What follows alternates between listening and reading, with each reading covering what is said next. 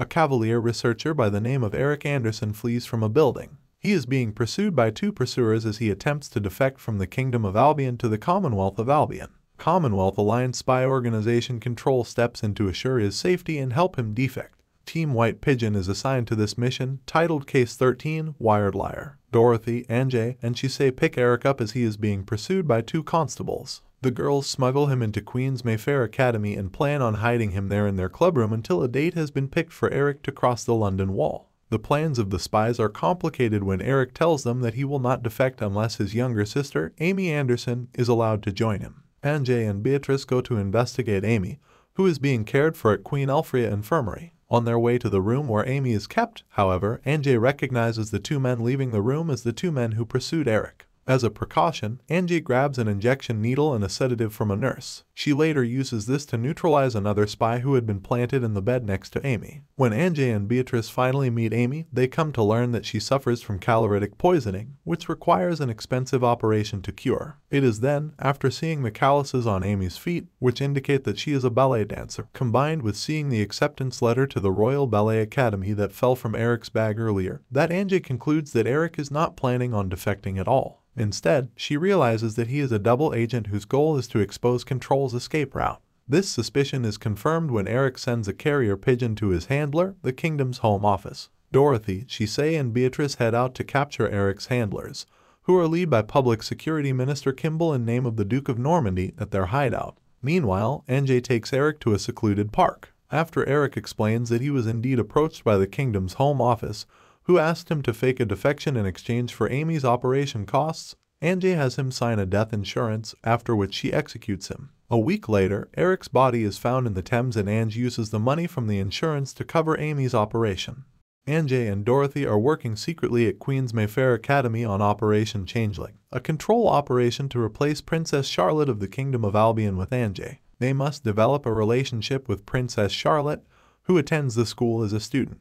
At night, they follow Princess to a ball but are given a spontaneous mission to obtain a key from Foreign Affairs Committee member Morgan before the Duke of Normandy, leader of the kingdom's spies, gets to it. Anjay says she has a plan and approaches the princess to befriend her. She then pretends to accidentally spill a drink on her dress. While Princess is waiting for a new dress, Anjay uses the dress to disguise herself as Princess and obtains the key from Morgan. However, Princess then reveals that she knows that Anjay and Dorothy are spies. She offers to side with the Commonwealth if they help her become the Queen of the Kingdom of Albion, and she threatens to expose Anjay and Dorothy if Control does not meet her demands. Anjay relays this information to Control and tells them to ring the nearby church bell if they accept Princess' offer. The Duke of Normandy then arrives at the ball, shoots Morgan, and realizes the key has been taken. He orders a search of all attendants at the party. As he approaches Anjay, the bell tower chimes, and Princess takes the key from Anjay right on time. The next morning, Princess and Anjay meet on the roof of their school. It is revealed that Anjay secretly told Princess that she and Dorothy were spies through a note. It is also revealed that Princess' real name is Anjay, whereas Anjay's real name is Charlotte, and that the girls knew each other 10 years ago. Dorothy invites Anjay into the natural science room, where Beatrice and Princess are relaxing. They decide to form a club together, which will be conducted from the room. Dorothy reveals they have received a mission to recover stolen printing plates abroad, and Princess needs to act as a distraction. They plan to sneak on board the HMS Gloucester. Beatrice is embarrassed by her voice, which turns robotic. Princess reveals her father's obsession with machines and used her as a subject for experiments, including a surgical operation on her throat. The device requires constant maintenance from Beatrice to avoid issues. Princess is welcomed by the ship's captain, and Dorothy is denied entry until she convinces a guard otherwise. Anjay and Beatrice wait atop a water tank, with Anjay waiting to infiltrate the vessel. Beatrice accuses Anjay of being a liar and plans to replace the princess. Dorothy, having gotten the guarded soldier to leave, crawls through the ship's vents to control the water flow, allowing Anjay to enter the ship through the pipes. Anjay puts an aqualung in her mouth and prepares to jump into the water tank pump system, but Beatrice grabs her, pushing them both through the water pipes. Beatrice drowns and falls unconscious, but Anjay saves her. Meanwhile, Princess and Dorothy are no longer on the ship, having left after the captain's tour. Beatrice regains consciousness and continues her argument with Anjay, refusing to help her. Anjay puts a gun to her head and warns her that if she doesn't cooperate, the kingdom would find out about Princess's involvement.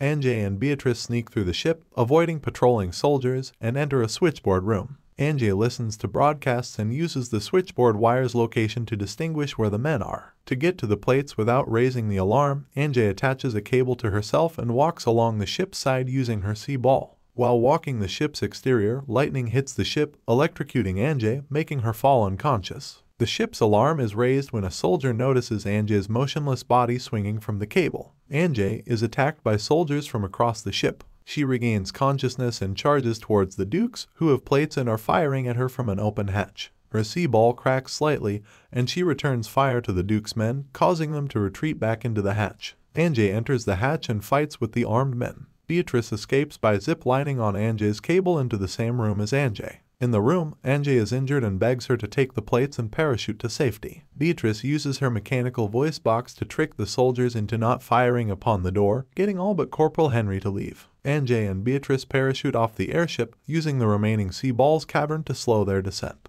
They land safely in a field. After the mission, Anjay, Beatrice, Dorothy, and Princess discussing their club and having tea. Anjay and Beatrice grow closer and are accepted of each other. A kingdom of scientists successfully tested a prototype miniature sea ball, allowing them to levitate off the ground. A Commonwealth spy captured the experiment using a hidden camera in a book. Control learns of the experiment and meets Dorothy in a library. Dorothy is given a mission to steal the prototype from cavorite mines, where they believe it is being kept during a royal ceremony. If not recovered, the kingdom can mass manufacture gravity weapons. The princess is assigned to the mission. Dorothy returns, gives a brief update on her meeting with Elle. She tells her teammates the mission off camera. They are on a drive to the cavorite mine for a royal ceremony. They discuss the plan and plan their activities, with Princess staying in the main foyer and Shisei acting as her bodyguard. The remaining three plan to infiltrate the building and get to the laboratory. After leaving the ceremony, they encounter a guard guarding an iron gate. Dorothy uses alcohol to distract the guard and steals a key to the gate. They then disguise themselves as guards using a gas mask and create a stream to deter the guards. Beatrice uses the voice of the previous room guard to trick them into thinking there was a methane gas explosion. The Queen discusses her studies and friends, while Shisei observes the kingdom and Commonwealth on behalf of Japan to determine which country to ally with. The Duke of Normandy informs Princess that he wants to marry her into the Russian royal family, securing an alliance with Moscow and stabilizing Europe. The Queen is displeased, stating that Charlotte is too young for such things. Anjay and Beatrice reach the end of the corridor, and Beatrice is told to wait and return to the party after 10 minutes. Anjay jumps down the large mine shaft using her sea ball. Dorothy returns to Princess and Shisei, who are worried about Anjay and Beatrice. Dorothy recalls her mission from Elle, who warned her to keep an eye on Princess as she might be a double agent. Beatrice returns to the foyer after 10 minutes, and Anjay has not returned. Dorothy notices a green light shining in her face and gives her Morse code using the sea ball. The team believes their equipment is on a boat, and they believe it will catch up to the boat at Greenwich. On the boat, the same group of Kingdom scientists complain about having to move their equipment to a group of Kingdom's home office interrogators and members. As Dorothy speeds towards Greenwich, Anjay gives directions through the streets, alleys, and stairwells. Beatrice is scared due to the erratic driving and screams, much to Anjay's annoyance. They stop at a bridge over the Thames, where they see the boat about to pass underneath. Dorothy asks herself if Princess can really be a double agent. Shisei offers to go with Anjay on the boat, but Anjay refuses, saying only she and Dorothy will go. Princess intervenes by standing on the bridge ledge, pistol drawn, and wishes to accompany them on the boat. Everyone disagrees, but Princess convinces them otherwise. The team jumps down onto the boat as it goes underneath the bridge using the sea ball. They then split up into two groups, with Anjay and Princess heading to the stern of the ship and the others heading to the bow. Beatrice knocks out two guards and enters the helm, holding up the crew inside. Anjay and Princess have a locked door, and Anjay takes down the two armed interrogators and saves the life of the Commonwealth spy who had been found out. Shisei, Beatrice, and Dorothy also enter the room, armed as backup. Dorothy relays the mission's success to Elle, who warns her that Princess may not be cleared of all suspicion, even though she may not be a double agent yet. Back at Queen's Mayfair Academy, the team resumes their talks on a team name, and Princess suggests they name themselves Team White Pigeon, to which they all agree.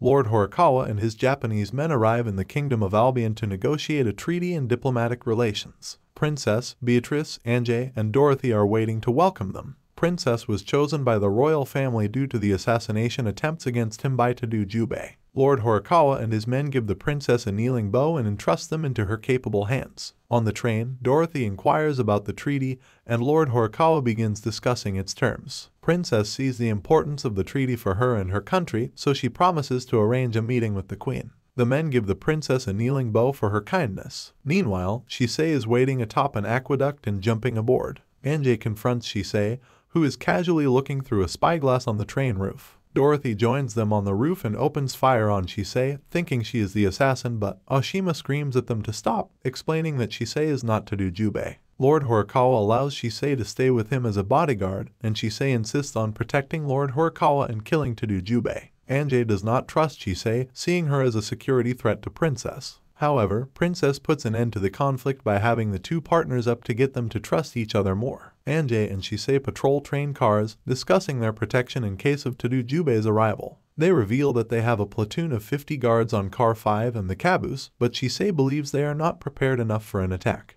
Anjay reveals that she has fought Tadu Jubei many times and that she is from the Black Lizard planet. Shisei takes the information at face value and retorts by mentioning how Princess Kaguya lives on the moon and the thousands of gods that inhabit everything in daily life in Japan.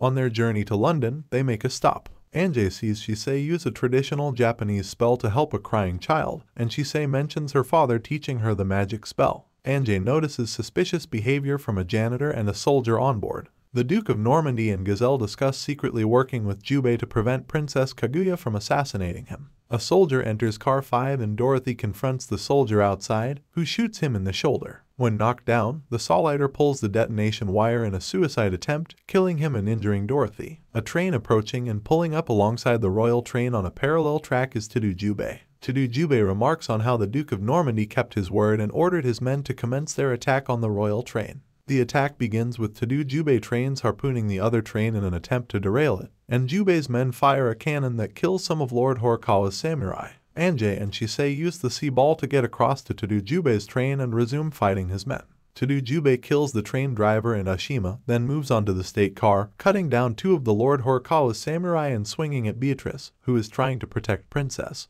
Jubei is about to assassinate Lord Horikawa when Shisei enters the train and fights him one-on-one. Anjay is about to assist Shisei when Princess tells her to stop the trains first. They manage to stop both trains and continue their duel, with Shisei finishing it by breaking Jubei's katana and stabbing him. Anjay, Princess, and Beatrice visit Shisei, who is praying on a hill near a white stone. Anjay deduces that Jubei is Shisei's father, and the group gives their condolences. Anjay leaves Shisei, saying she now owes Shisei for keeping Princess safe. Shisei resumes praying to her father and repeats the magic spell she learned earlier. Back at Queen's Mayfair Academy, Shisei joins the team as a new transfer student, much to Beatrice's surprise. This was the result of a deal between Lord Horikawa and Control. Dorothy introduced Lord Horikawa to Control to see if he would change sides with the Commonwealth, believing Shisei would help Operation Changeling occur smoothly. Dorothy meets Seven, who is part of Control. She has a mission to retrieve a cipher from a corpse at a morgue. The thing is, they don't know the name or look of that person. There is an accomplice working there whom she knows. He is Danny McBean, her father. Dorothy and Beatrice start working at the morgue.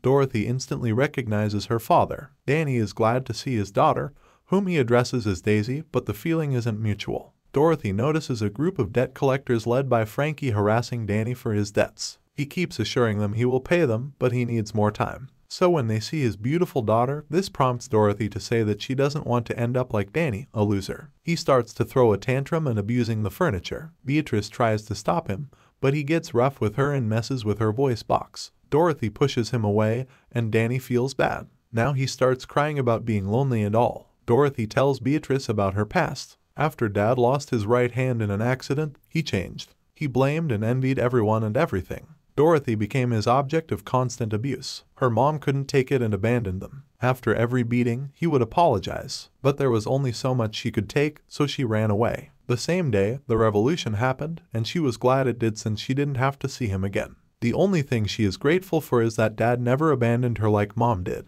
Dorothy carries Danny home. This rotting place still brings back old memories. When he sobers up, he tells her they'll get rich soon. They need to find a corpse with a cross on his palm in which there is a hidden note in his tooth. If she finds that body, tell him. Later, the debt collectors come by to harass him again. This time, they are offering him a chance to sell his daughter and all debts will be cleared. Beatrice finds the body with a cross on his palm, so Dorothy extracts the tooth for the cipher. She plans to make a copy instead of taking it, so as not to make Normandy suspect anything. Also, she wants to help Danny. When Dorothy hands it to him, he is so happy and praises his daughter. He takes it and makes his way, not before telling her to meet him at the pub. They'll be celebrating. Danny meets Normandy's secretary, Gazelle, and wants to see the cash before he gives it. Dorothy and Beatrice make their way to the pub, but the debt collectors are there. They think Danny threw in Dorothy's best friend as well. Dorothy is seething with anger, realizing Danny has sold them out, so she beats the crap out of them when they make a move on Beatrice. When the wimps had enough, they revealed they thought Danny agreed to give his daughter to repay the debt since she popped up alone.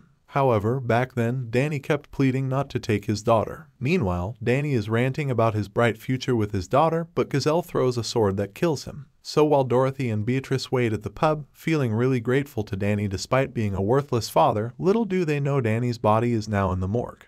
Deep in the woods, a training facility known as the farm was used to intensively train young girls to become spies. If they weren't up to it, the next morning they are gone, and hence there is no time for goodbyes. Control briefs Dorothy and Ange about their next mission, where they will meet up with an ex-classmate from the farm on Christmas. With Beatrice, they drive to the estate of the First Lord of Admiralty, where Alina works as the secretary, to retrieve some top-secret documents. They sneak in to meet up with Alina, and she is as strict as ever since those days. It seems the trio are the only girls left in that class. As they work together perfectly to sneak past guards and obtain access, the final obstacle is in a cellar guarded by dogs. Beatrice uses her voice with high frequency to order them to lie low. The documents are retrieved, and they celebrate their success with a drink. Alina excuses herself to the washroom. It seems she is shaking from some syndrome and needs to inject herself with a serum. She returns to the rest, but only Dorothy is there. It is past the kids' bedtime, so time for the adults to drink more. They talk about that Christmas exam in which Alina thought they had failed for good. Dorothy brought her to the fun fair, but thanks to Ange doing all the work during that time while they had fun, they passed. Alina asks if Dorothy has someone she looks up to. Dorothy answers she don't have one, and Alina has somebody whom she wants to be like badly. Meanwhile, Ange tells Beatrice their real mission is to determine if Alina is a double spy. She is not told anything, as her lack of knowledge might give them away. So they are in her room, searching for evidence. Since they find none, they leave. When Alina returns to her room, she checks for footprints underneath the carpet trap. She knows she is onto her and packs her bags and leaves. Dorothy and the others are waiting outside. Noting that she is on the move, it is true that she is a double agent. Ange purposely left those footprints so as to make her act. Their plan now is to surround and apprehend her before she gets to the train station. However, Ange tells her to surrender as Alina realizes she fell into their trap. She still has a trick up her sleeve. Her luggage shoots bullets that ricochet off the steam pipes. The steam gives her the perfect cover to run away. Alina notes that Ange has changed. She now has a heart because the old Ange would have just shot her from the back. Dorothy chastises Ange for jumping the gun. Dorothy manages to get onto the train and secure a room. However, Dorothy manages to catch up and jumps aboard. With Ange in a sniping position outside, Dorothy congratulates Alina for beating Ange. But Alina reveals Ange was not the one whom she looked up to. It was you, Dorothy. She never cared about grades. She just wanted to be a good student and not disappoint anyone. Then she got tired of it all, took a break, got careless, and they got to her. She claims that funfair time was her first, and it was so fun that she still dreams about it. Dorothy wants to bring her back to introduce her to her team, but that's not going to happen. Alina slowly reaches into her pocket and pulls out a gun. However, she points it at her own head. She pulls the trigger. On the way back, Dorothy realizes Ange was jumping the gun, trying to make sure she didn't have to shoot Dorothy. She replies that it was only to increase their mission's success. When they return to control, Elle has been transferred, and General now takes over as the new head. He is so impressed with their previous mission that he wants them to start on the next one, assassinate Princess. Ange and Dorothy reluctantly accept the General's mission and return to the school. Dorothy lets Ange go on since she cannot accept having to kill Princess. Ange approaches Princess' room and finds out that Control has assigned a new team to act as her bodyguards, led by a new agent named Zelda. Ange realizes that Control no longer trusts her as Dorothy and Chisei are reassigned and replaced with new agents. Ange secretly meets with Seven, who warns her that the military has seized control of the operation and put its own plan in motion. Zelda then instructs Ange to carry out the assassination on Princess in order to prove her loyalty. Ange leads Princess to a nearby airport where she causes a distraction, and both of them switch appearances to confuse Zelda's agents and escape. Anjay leads Princess to a departing airship and tells her that they will be running away to Casablanca. Princess, however, refuses to leave since she is still dedicated to her dream of becoming queen and reforming the kingdom. She locks Anjay in the airship's cargo hold and returns to Zelda, posing as Anjay. Zelda explains to the disguised princess that they will use her as a symbol to rally rebellious soldiers in the royal army and stage a coup to kill the current queen and replace her with the fake princess. Zelda admits to Princess that she is not Anjay and informs her that the Commonwealth is planning to assassinate the queen at the royal cathedral and use Princess as a pretext to attack the kingdom. Back on the airship, Anjay manages to escape and return to the school, where she finds Dorothy and Beatrice waiting for her. Dorothy reveals she was given a separate mission from the Commonwealth government to stop General and Zelda's plan. The three of them head to the Royal Cathedral, where they are quickly cornered by Gazelle and a contingent of soldiers. Shisei provides a distraction for them to escape and proceed to the cathedral. Meanwhile, Princess tries to convince the rebel soldiers not to go through with the assassination, promising them that she will become the next and last queen to reform the kingdom. Zelda shoots Princess in an attempt to keep her quiet and is prepared to kill her right when Anjay and Shisei arrive. Anjay takes Princess to safety while Shisei chases Zelda off, and Dorothy and Beatrice throw smoke bombs into the cathedral crowd to force them to evacuate. In the aftermath, the Duke of Normandy finds Princess Hat, causing him to suspect her involvement. Back at Control, Elle returns and removes General from his post before asking where the principal team is. It is revealed that they are taking a vacation in Casablanca before they are given a new mission. Thank you for watching till the end, and please don't forget to subscribe.